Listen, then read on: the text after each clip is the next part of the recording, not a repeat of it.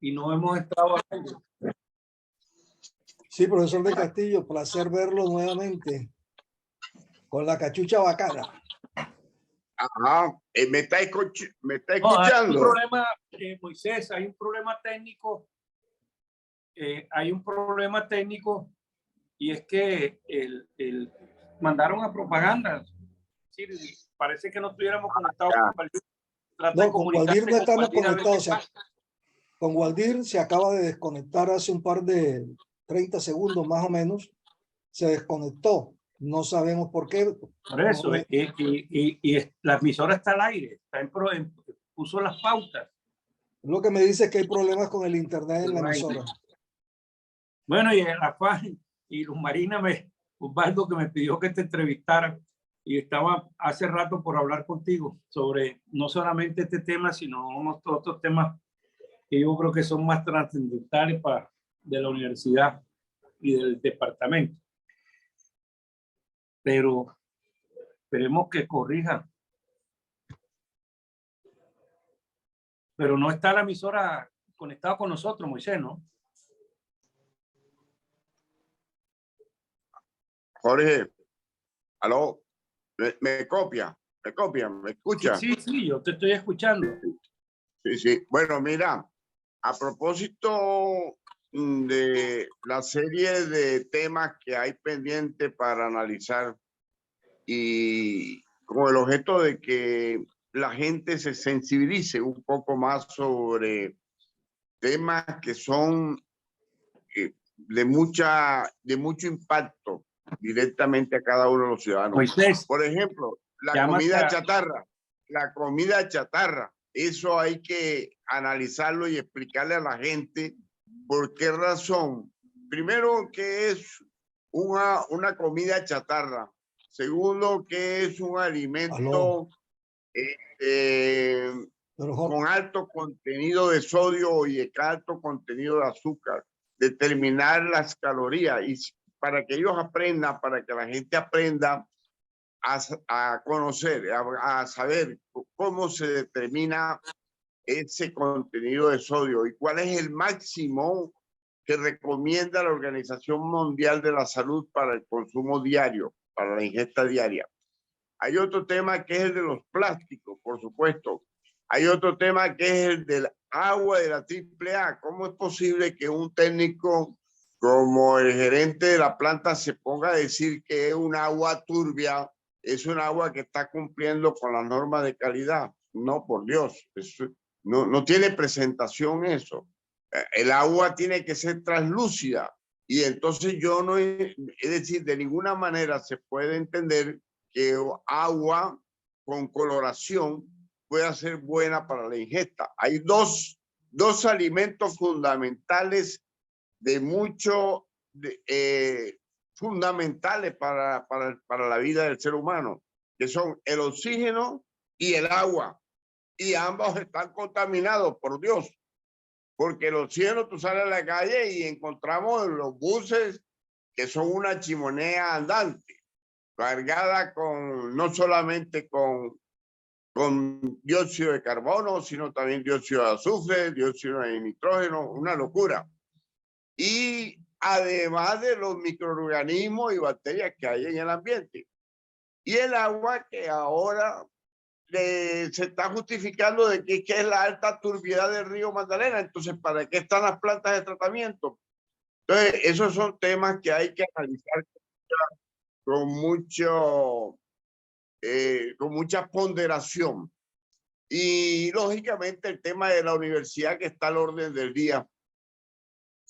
Ahora, el problema de la energía que también está impactando a nivel industrial y el tema de Bocas de Ceniza y el canal del dique.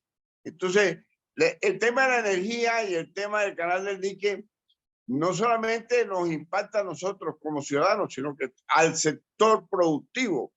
Entonces, esos sobrecostos que se generan a nivel de la logística, eso lógicamente hace menos competitiva a nuestra industria y en general a todo el sector productivo del departamento y de la costa. Entonces, ahora pues el gobierno faltando 15 días para entregar el mando, entonces salen corriendo a solucionar el problema. Siga Y iluminando todos la los esperanza años, de todo un país. Estamos contigo. GESELCA, energía que hace bien.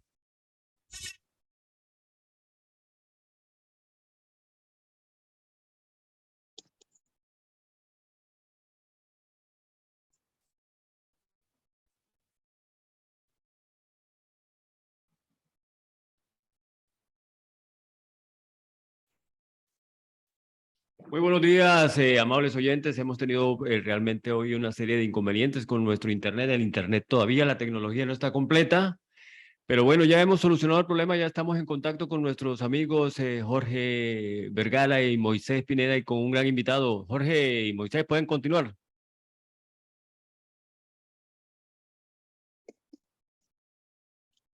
Gracias, Waldir, muy amable, y presentando pues también disculpas al invitado, a los oyentes por estos problemas que genera, yo no digo la tecnología, sino la calidad del servicio que estamos recibiendo en materia de Internet.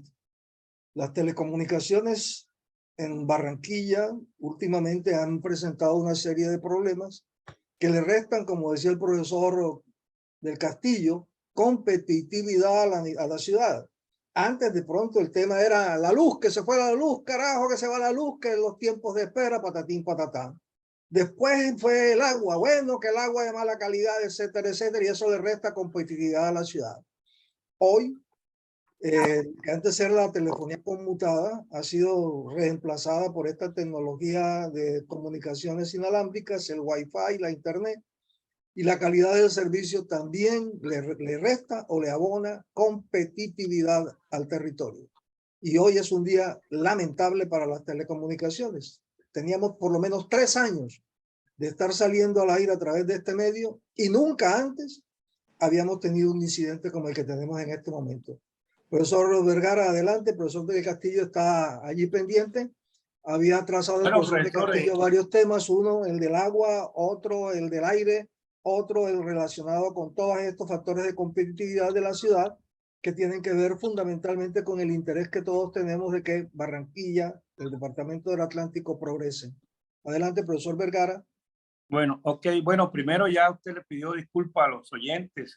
Problemas técnicos, producto de la mala calidad del servicio de esas empresas que manejan el internet, lo mismo que la telefonía celular. Constantemente me pasa a mí, se va la señal sin previo aviso, igual que pasa con la empresa Aire y los problemas que ahora pues está afrontando la empresa AAA en la calidad del servicio en algunos sectores de la ciudad. Nosotros hablábamos, profesor Castillo, antes de esto, del problema de la ética, la falta moral del presidente Iván Duque, la forma como en estos 2 últimos meses ha venido firmando una serie de contratos o adjudicando una serie de contratos cuestionados que, por supuesto, debería dejarlo a que la nueva administración los analizara con detenimiento y, si consideraba pertinente, pues los adjudicara. Es que el dinero público es sagrado y uno de los males que más sufre el país, inclusive por encima del narcotráfico, es la corrupción. Los niveles de corrupción son demasiado altos. Se han cuantificado en 50 billones, pero pueden ser también 60, 70 o pueden ser 80. Cuando si uno incluyera y se incluyeran en la cifra todos los actos de corrupción, desde hacer una cola, pedir para que le entreguen un documento y entregar una coima, todo eso es corrupción. Pero lo que sí me parece a mí más inmoral que indudablemente el presidente Gustavo Petro debe revisar es la denuncia que hace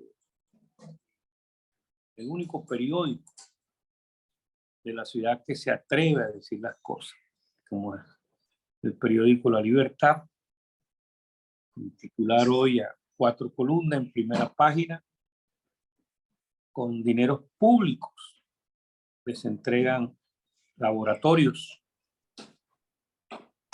a las universidades privadas en el Atlántico y ni un solo peso a la Universidad del Atlántico. El ingeniero Osvaldo Castillo lo tenemos invitado, un compañero de la Universidad del Atlántico, ingeniero químico, hombre muy serio, conoce muy bien toda la problemática medioambiental porque le ha dedicado gran parte de su vida a eso, al estudio del agua. Estamos con él. Ingeniero Osvaldo Castillo, muy buenos días. Buenos días, ilustres periodistas Jorge Vergara y Moisés, y a todos los oyentes. Eso que usted acaba de decir realmente es preocupante, porque es que realmente la Universidad del Atlántico no puede ser la cenicienta del paseo, cuando la Universidad del Atlántico no solamente es el alma mater de los que hemos egresado de ella, es el alma mater de la ciudad. Porque mire, la universidad, Corporación Universitaria de la Costa, fue fundada, fue organizada, fue construida por egresados de la Universidad del Atlántico.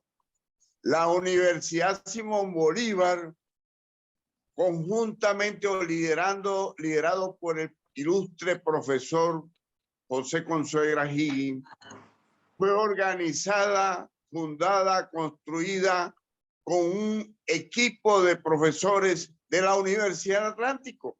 La misma Universidad del Norte, de la cual participaron también 2 egresados de la Universidad del Atlántico, también fueron creadas, y buena parte del talento con el que se alimentó desde un comienzo la Universidad del Norte salió de la Universidad del Atlántico. Y la Universidad del Atlántico ha seguido trabajando por la ciudad y ha seguido haciendo sinergia con el sector académico y lógicamente con el sector productivo. Pero fíjense ustedes el contraste. Los estudiantes de ingeniería química que necesitan hacer una tesis de investigación tienen que ir a un laboratorio a comprar 100 mililitros de ácido clorhídrico o de ácido sulfúrico o de ácido nítrico con la pureza que se requiere para hacer los experimentos. Unos muchachos que son en su mayoría de estrato 1, 2 y 3 tienen que sacar del bolsillo unos pocos pesos para ir a comprar pequeñas cantidades de insumo con el objeto de poder adelantar un trabajo de investigación. Nosotros creemos que la Universidad del Norte y la Universidad Simón Bolívar son orgullo nuestro también, por supuesto, pero es que indudablemente, ¿cómo es posible que a la Universidad del Atlántico no se le entregue los dineros que corresponden, que son del Estado, por supuesto, y que nuestra universidad está generando talento humano? Mire por ejemplo, no solo los investigadores que tenemos en Estados Unidos, los investigadores que tenemos en Puerto Rico y en varias partes a nivel mundial. Aquí en Barranquilla tenemos, por ejemplo, un par de jóvenes, Carlos Mesa y su esposa Rosita, ambos ingenieros químicos, construyeron de la nada un laboratorio de productos de aseo personal, cosmético, y están exportando y tienen un laboratorio y crearon empleo de calidad, empleo formal. El ingeniero Rodolfo Borges, igual cosa. ingeniero químico. Y le voy a dar un dato de un químico farmacéutico que se llama Roque Vizcaíno, que tiene una planta de procesadora en donde se está aplicando la economía circular y todos los desechos, tanto líquidos como sólidos, los transforman en insumos para la industria. Pero el dato más importante es pertinente que la ciudad lo sepa y el país. Hay un colega que se fue para Barranquillita y empezó de la nada a construir una empresa. Y esa empresa fue creciendo y hace unos pocos meses fue reconocida por la Superintendencia de Industria como una gran empresa. Ya pertenece a la élite de las grandes empresas. No es no es una mediana empresa, no. Más aún, los productos de esa empresa que están en la ciudad de Barranquilla fueron reconocidos y aprobados por la FDA. Por la FDA, ni más ni menos. Y es un gran exportador. En este momento es quizás la empresa que más exporta a Estados Unidos y a Europa. Y es una planta construida, diseñada por 2 ingenieros químicos egresados de la Universidad del Atlántico, sin tantos títulos. No, señor, con su experiencia, con su dedicación. Y ahí está la planta generando empleo de calidad. Eso es orgullo, por supuesto. Y allá tenemos a diario jóvenes que están diseñando propuestas para generar, para hacer emprendimiento, trabajos de tesis de grado que se pueden convertir en una empresa productiva. Pero entonces se desconoce todo eso. Mire, Monómeros Colombo venezolano en su momento, el alma de esa empresa fue un equipo de profesionales de la Universidad del Atlántico. Alrededor de una docena de ingenieros químicos pusieron a funcionar esa empresa. Entonces, le debemos mucho a la Universidad del Atlántico. Es mucho lo que le debe el país, el departamento, la ciudad, la costa Caribe. Nosotros tenemos, en nuestro gremio tenemos gente talentosa que desafortunadamente no se está aprovechando. Más aún, tenemos casos que no lo entendemos. Nosotros no somos regionalistas de ninguna manera. Creemos que los profesionales que se titulan en la ciudad están en capacidad y pueden trabajar en cualquier parte del país. E igualmente, los profesionales que surgen de las universidades del interior del país también lo pueden hacer. Pero no es posible de la antigua cervecería Águila, que fue una cervecería que surgió aquí de las entrañas de la ciudad, con ingenieros químicos de la ciudad, hoy pertenece a Bavaria. Y parece increíble, no hay un solo ingeniero químico hoy en día en esa empresa. No hay derecho, por Dios, no hay derecho de que haya esa discriminación, Jorge. Oye, es doloroso lo que... Profesor, el problema indudablemente, pues que traer el recuento de la Universidad del Atlántico, la Facultad de Ingeniería Química, que es una facultad modelo en el país y en Latinoamérica, y en la época nuestra, pues en las distintas facultades, economía, arquitectura, que eran las, digamos, las que más se destacaban. Las empresas iban a buscar a los profesionales allá y los ingenieros químicos fueron los que montaron la industria química en la costa, en Barranquilla, y la petroquímica. Y en caso de monómeros, pues ingenieros químicos de la calidad de Héctor Rodelo, Rodrigo Mayor, Rodrigo Consuegra, o sea, y otros que se me escapan, aunque algunos Rodrigo fue de la Universidad de Barranquillero, pero formado en la Unidad Bolivariana en Medellín. Y igualmente con el caso de los economistas. Desgraciadamente, todo ese recuento que tú hiciste de la Universidad del Norte, yo fui profesor en la Universidad del Norte, lógicamente no estuve nunca al principio vinculado con la Universidad del Atlántico. Cuando llegué de mi maestría me vinculé con la Universidad del Norte y desarrollé todo un trabajo, pero ahí estuvieron profesores como Fernando Llenas Toledo, Iván Romero, que fueron prácticamente casi cofundadores, fueron de los primeros profesores. Y estuvo un ingeniero químico recientemente muerto, Rodrigo Barbosa, un gran amigo y compañero de ingeniero químico que desarrolló todo un trabajo profesional, docente e investigativo en la universidad. El problema, Osvaldo, es que hoy es todo lo contrario. Es decir, hoy la universidad, tú lo dices en el escrito,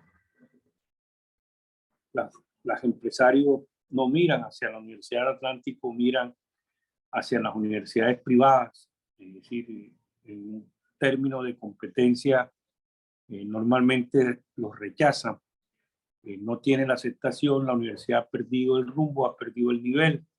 Qué satisfacción me dio a mí ayer de ver que de un titular, que no sé hasta dónde pues sea cierto o no cierto, qué veracidad tiene ese o qué goodwill tiene, que la Universidad del Magdalena está reconocida entre las mejores universidades del mundo. Yo me caí así como sorprendido. Yo creo que me imagino que el mismo titular ha tenido que sorprender también al profesor Moisés, porque nunca aparece ni siquiera entre las 20 primeras de las universidades del país, como no aparece en nuestra universidad, que debería ser la mejor.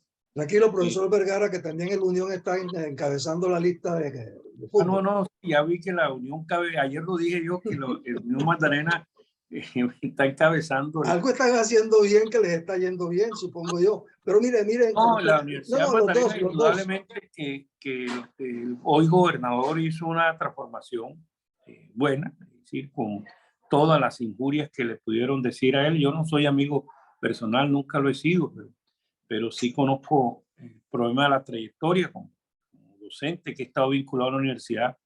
Hizo una gran transformación en la Universidad del Magdalena. La Universidad del Magdalena está funcionando supremamente bien, con una sede muy buena. Y qué bueno ese reconocimiento, porque ese reconocimiento le va al gobernador. Pero profesor Vergara, permítame una observación, y el profesor de Castillo, con quien me encontré por allá en los años 69, 70 en la Universidad del Atlántico. Él hacía una descripción que definía a la Universidad del Atlántico como la matriz, el alma mater, la matriz de la educación superior en Barranquilla. Se le olvidó anotar la Universidad de Barranquilla, que también salió de por allá, y la Universidad del Litoral, que también salió de por allá. La Autónoma. Y la Autónoma, que también salió de por allá, de la Universidad del Atlántico. Es decir, es la mamá de los pollitos. Es la matriz de donde salió la formación de nivel superior en Barranquilla. Ahora bien, ¿por qué se perdió ese liderazgo? ¿Dónde estuvo el error o dónde está la falta de perspectiva de visión de una universidad que genera tantos hijos y que ahora la tratan como la madrastra? Es decir, ¿dónde estuvo el problema, Osvaldo? ¿Dónde estuvo esa equivocación? Porque es que tiene que haber una razón. Esto no puede ser simplemente que es que los privados, que no, hay una razón que tiene y debe explicar cómo la generatriz de todo un sistema termina no siendo parte de él. Yo pienso que se trata de las externalidades, los fenómenos políticos externos que invadieron la universidad, y entonces se perdió el liderazgo porque infortunadamente hay muchas personas que han llegado a la rectoría de pronto con buena voluntad, pero no tienen esa formación, ese sentimiento de lo universal, porque universidad es eso, es conocimiento, es actividad académica. Entonces resulta que la universidad se transformó en algo así como el botín. El botín para, si yo quiero ser concejal, voy a sacar apoyo financiero y electoral de la Universidad Atlántica. Si quiero ser representante de la Cámara, voy a extraer los recursos y los votos de la Universidad Atlántica. Entonces, ese liderazgo que antaño tuvo la universidad, incluso lo tuvo en su época también con el ilustre profesor José Consuegra Gil. Yo recuerdo cuando él fue rector de la universidad. Entonces, eso se perdió. Ya no tenemos esa figura que lidere, que abra los vasos comunicantes de la universidad con el sector productivo, que abra los vasos comunicantes con los institutos de investigaciones y con las otras universidades del mundo. Ya no existe ese espíritu, ya no hay esa visión, no hay una revista que impacte a la sociedad académica, a todo el conjunto de los estudiosos a nivel local y a nivel nacional. No existe una publicación, no existe una presencia de la universidad, no existe una conferencia, no existe un foro que realmente signifique un aporte al conocimiento. Los estudiantes y profesores tienen que ir en Transmilenio, de puerta en puerta, ofreciéndole a las empresas la inquietud de que podemos mejorar una etapa, una parte del proceso, diseñando un reactivo especial para que optimice el proceso. Entonces, es una actividad con un bajo perfil en donde van a golpear las puertas del sector productivo los jóvenes de manera muy humilde a decir, tenemos un catalizador que puede mejorar tu proceso, tenemos una fórmula para reducir los costos de energía, tenemos una fórmula para evitar el desperdicio en todo el proceso productivo, tenemos una fórmula para agilizar, para incrementar la productividad, tenemos una fórmula para reducir el resultado de los productos defectuosos al final del túnel. Tenemos un proceso para tratar tus aguas residuales y recuperar algunos compuestos que puedes reutilizar en el proceso. Entonces, ¿a cambio de qué? A cambio de que le den permiso, de que les abran la puerta, porque no hay una figura, un líder que llame a los empresarios, que los reúna, como hacen las otras universidades.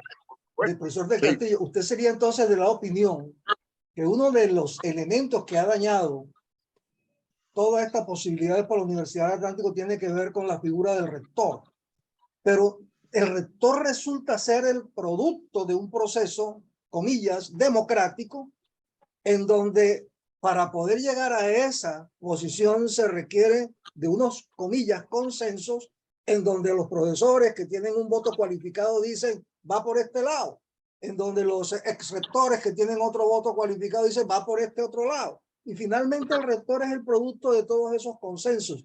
Es decir, la culpa está dentro de la universidad o dentro del proceso ese, comillas, democrático que se ha montado, clientelar, en donde finalmente llega el que sea capaz de llegar a acuerdos con sus electores.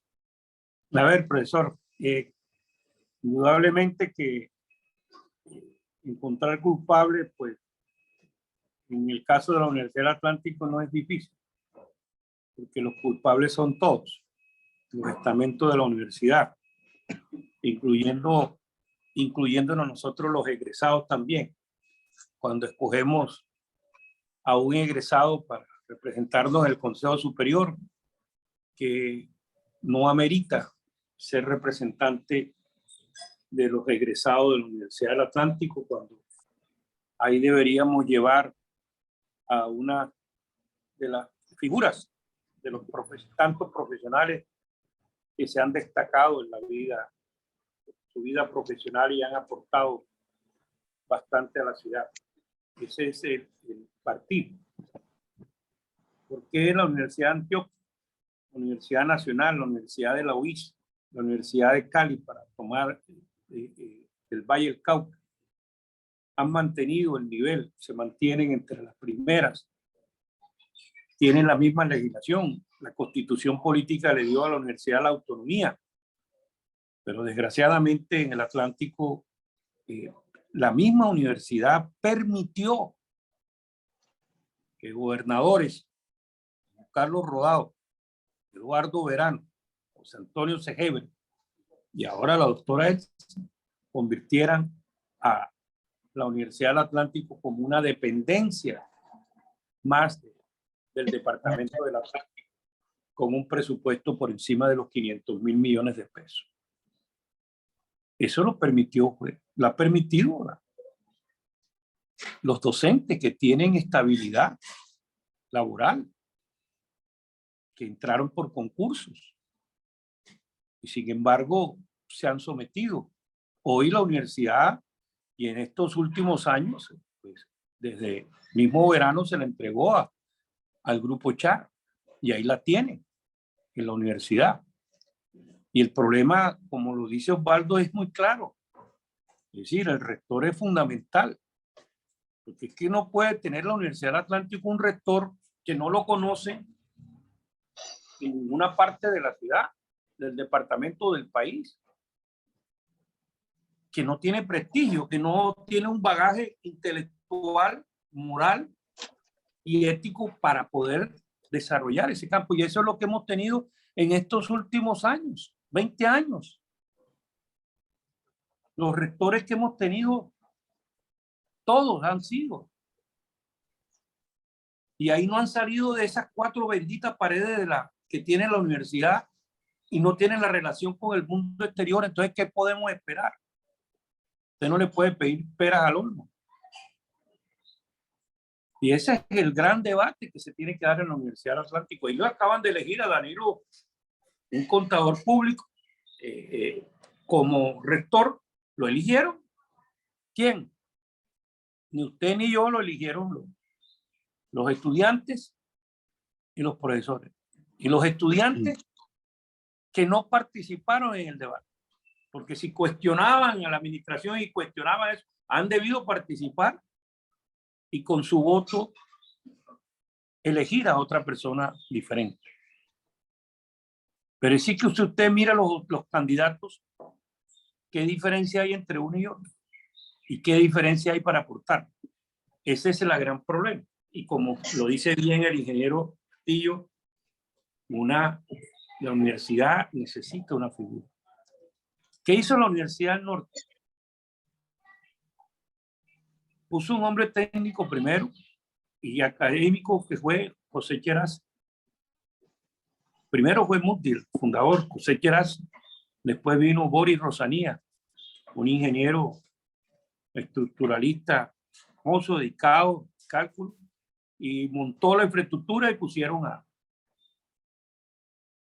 al hombre que duró 20 años, 25 años en la Universidad del Norte como rector. Y ahora se trajeron a Adolfo Meise. Viene reconocido en la costa Caribe, reconocido en el país, miembro de la Junta Directiva del Banco de la República, y ahí está, proyectando más la Universidad del Norte, que está proyectada mundialmente, y ahí están en sus posiciones. Porque ellos podían poner a otra cualquiera, poniendo personas de prestigio que le van a dar valor agregado a la universidad. Y ese es el valor agregado que le está dando Adolfo Meise. y que le están dando. En el caso de la universidad, no. No hay eso. Desgraciadamente, la universidad se aisló de la sociedad y ahí están los problemas. Profesor Castillo, no sé si yo esté equivocado de esto, pero y con el profesor Moisés llevamos años tocando el tema y desgraciadamente no vemos resultados. Y quiero decirle que la doctora Elsa las cosas le ha metido a la parte física, recuperar una serie de cosas, pero desgraciadamente ella en la academia no se puede meter, y es que no debe meterse. Ella en el Consejo Superior tiene un voto como lo tiene el representante del ministerio, el representante, los otros representantes. Y eso le hizo mucho daño a la universidad, que la universidad se cree dependiente del gobernador de turno. Y eso es una realidad, eso no es mentira, eso no estamos calumniando ni inventando absolutamente nada. Profesor Osvaldo. Así es. Yo pienso que indudablemente el rector tiene que ser una persona asertiva y que además, pues, por supuesto, debe tener carácter. Pero no solamente el liderazgo tiene que ver con ese perfil del rector, sino el conjunto del Consejo Superior. Porque es que el conjunto del Consejo Superior en su gran mayoría es extraño a la universidad, es el representante del ministro de Educación, es el representante del presidente, es el gobernador o representante del gobernador, es el representante de los gremios económicos, pero los gremios económicos van y tienen una silla allí, pero ¿cuál es el aporte de los gremios económicos? ¿Por qué los gremios, el comité intergremial, por ejemplo, y la misma Andy no mira el talento humano que durante muchos años ha significado la sostenibilidad de la actividad industrial en Barranquilla, con ingenieros químicos, con químicos farmacéuticos, con economistas, con arquitectos, por Dios, porque nuestros economistas y nuestros arquitectos han sobresalido a nivel nacional y a nivel internacional. Entonces, la mayoría del Consejo Superior ahoga a un rector que no tiene ese talante, que no tiene ese perfil, ¿no? Que no es un hombre propositivo y proactivo, que tenga el carácter, que tenga la iniciativa, que sea una persona que realmente haga propuesta y que no esté recibiendo nada más las órdenes, que no solamente los instructivos que le dé el Consejo Superior, sino que vaya mucho más allá y que le proponga al Consejo Superior. Entonces, todo ese equipo de dirección que tiene la universidad, no solamente el rector, sino todo ese conjunto de directivos, de la cual muchas veces el representante de los profesores y de los estudiantes es poco lo que puede hacer. Y en muchas ocasiones se han sumado, han terminado allí en la cola, sumándose más a las mayorías, y buscando también algunas prebendas a su favor, porque es decir, se convierten en personas que no tienen capacidad frente a esa mayoría, entonces terminan cediendo su voto a cambio de algunos beneficios personales. Entonces, lógicamente, Osvaldo, es que, mire, las juntas directivas en las empresas, ¿para qué existen? El Consejo Superior de la Universidad es la junta directiva de la Universidad del Atlántico. Si usted tiene gente capaz, gente que sabe del negocio, que usted nombra a los miembros de la junta directiva, gente que sabe que va a aportar, los resultados van a ser positivos. Pero cuando usted nombra como ministro de Educación a un representante por una cuestión política que no tiene ni idea de lo que es la docencia, ni nunca ha tenido idea de lo que es la parte administrativa, financiera, no puede aportar absolutamente nada. Y ese es parte del Consejo Superior de la Universidad del Atlántico, es decir, y en la Junta Directiva. Y le voy a poner un ejemplo concreto del último trabajo que hice comparando las dos empresas, Aire y Afinia. Aire es una empresa que arroja unas pérdidas financieras grandísimas, 373.000 millones. Afinia arroja 329.000 millones de pesos de utilidades. Pero cuando usted ve la junta directiva de Afinia, son todos profesionales con alta experiencia en el sector, en funcionarios de empresas públicas de Medellín, que es la dueña de la empresa. Puso a sus mejores funcionarios ahí en la junta directiva de esa empresa. Esa empresa sale adelante. La de Aire ni la conocemos.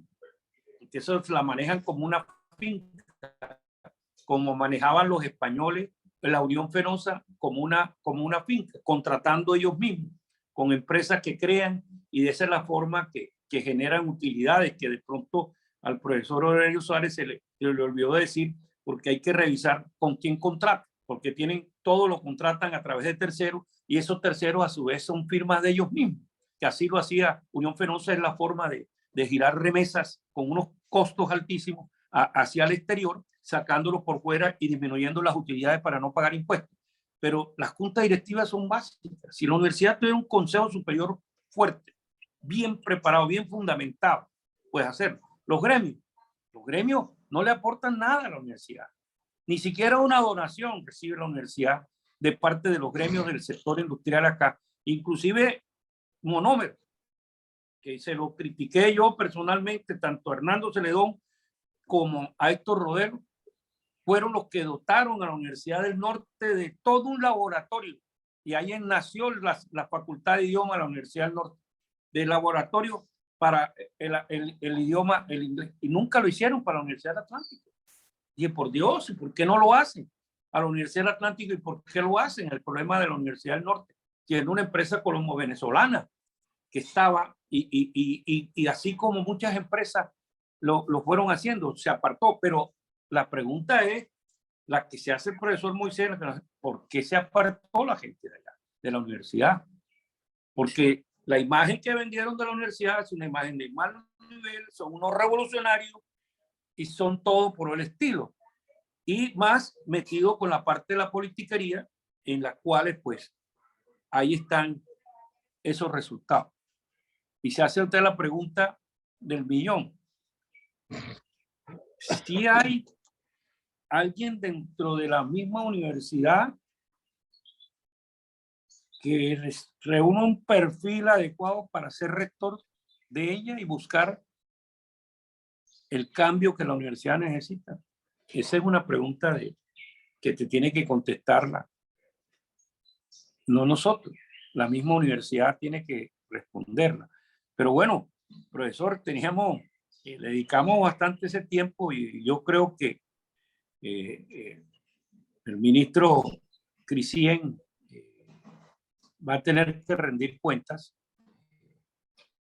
porque no es justo que con dinero público esté fortaleciendo las universidades privadas. Espero que la Corporación Universitaria de la Costa no haya recibido recursos de eso, porque ahí sí sería la cosa mucho más grave. Así que esa es una tarea que se le encargo al profesor Moisés, que le gusta investigar. Y hay un tema, profesor Vergara, se nos acabó con el la tiempo. reforma tributaria, y Se el nos tema acabó el suyo. tiempo. Profesor Vergara, se nos acabó el tiempo. Bueno, unos 2 minutos ahí que él quería eso, y Luz Marina quería que entrevistáramos al profesor 15 minutos y le dedicamos la hora. Bueno, tuvimos un problema técnico que hay que resolverlo. El problema técnico, perdimos 10 minutos. Profesor Osvaldo, en la reforma tributaria, la discusión se ha dado siempre de poner impuesto a las gaseosas azucaradas, y grabar a las comidas chatarra.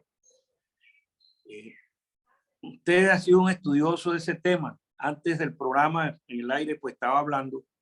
¿Qué nos puede decir sobre ese tópico? ¿Qué beneficios tiene ponerle los impuestos o qué perjuicios tiene grabar ese tipo de comidas y ese tipo de bebidas? Pero indudablemente que hay varios aspectos que considerar, pero lo más importante es que realmente se establezca una verdadera etiqueta de prevención a esos alimentos.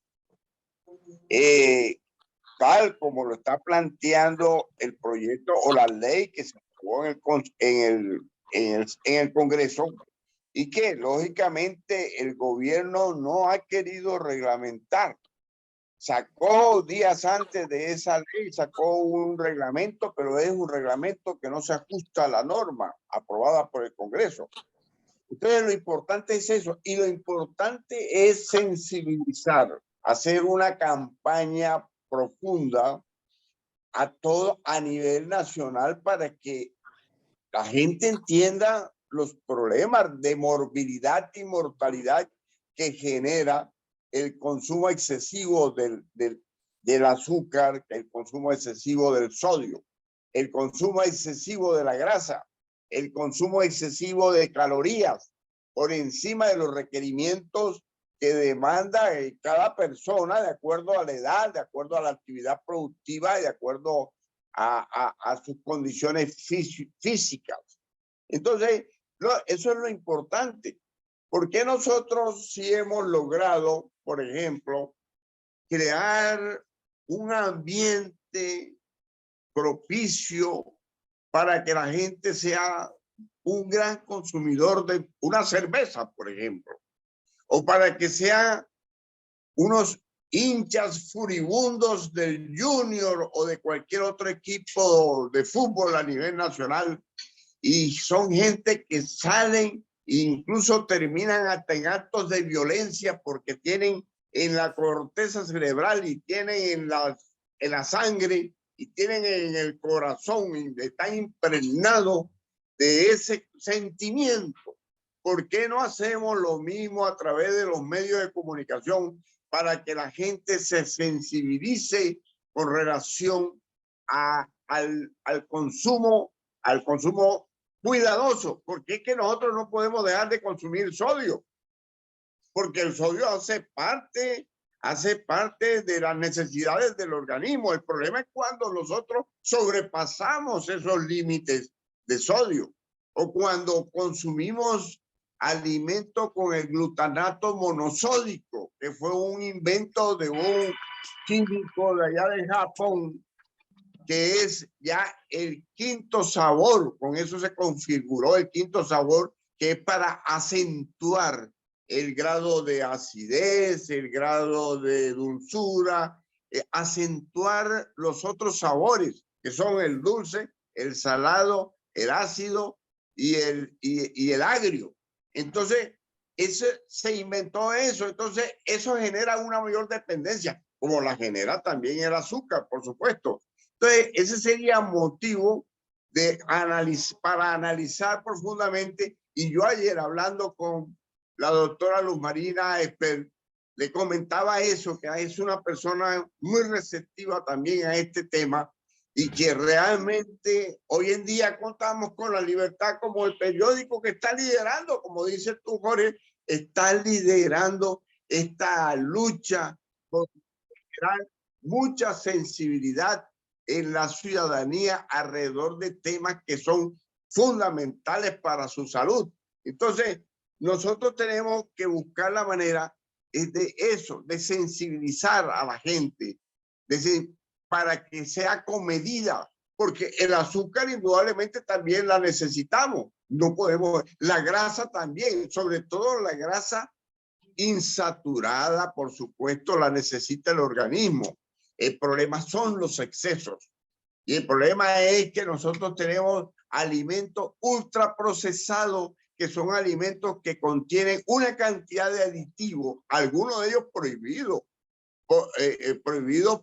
a nivel internacional, pero da la impresión de que es un alimento funcional y no lo son. Son realmente una cantidad de aditivos con color, sabor. Una vez una persona, un profesional allá en Bogotá, tenía una fábrica de vino y un colega le preguntó, ¿y dónde están los viñedos tuyos? Y yo, no, aquí tengo el agua, aquí tengo alcohol, aquí tengo el color, aquí tengo el sabor, aquí tengo todo lo que tú quieras. Y allí se prepara el vino o se te prepara, por ejemplo, un whisky con sabor a madera, con la madera que tú quieras, con el añejo que tú quieras. Entonces, allí está que todo se puede indudablemente de manera sintética. Y entonces le agrega unas pequeñas cantidades de vitaminas y minerales como trampa, como anzuelo para que la gente mire y diga, pero si tiene este alimento ultraprocesado, tiene vitaminas y tiene minerales. Y entonces le agregan pequeñas cantidades de eso y no hay un control, como sucedió con el lactosuero. El lactosuero no es que sea malo per se, no, de ninguna manera. El problema fue que no fue declarado por las empresas, pero no hay un control y así no hay control, no hay control.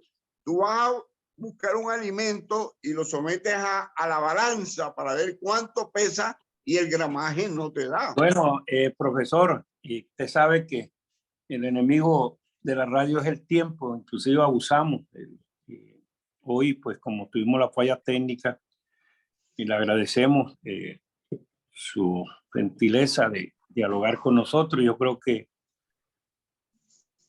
vamos a seguir tocando.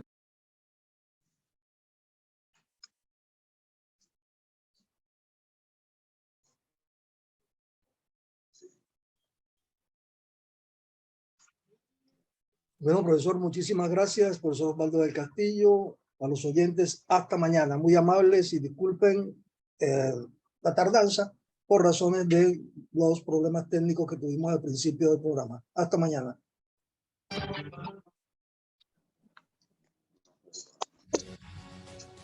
Ahora Enlace Internacional con la Voz de América se escucha por Radio Tropical 1040 AM.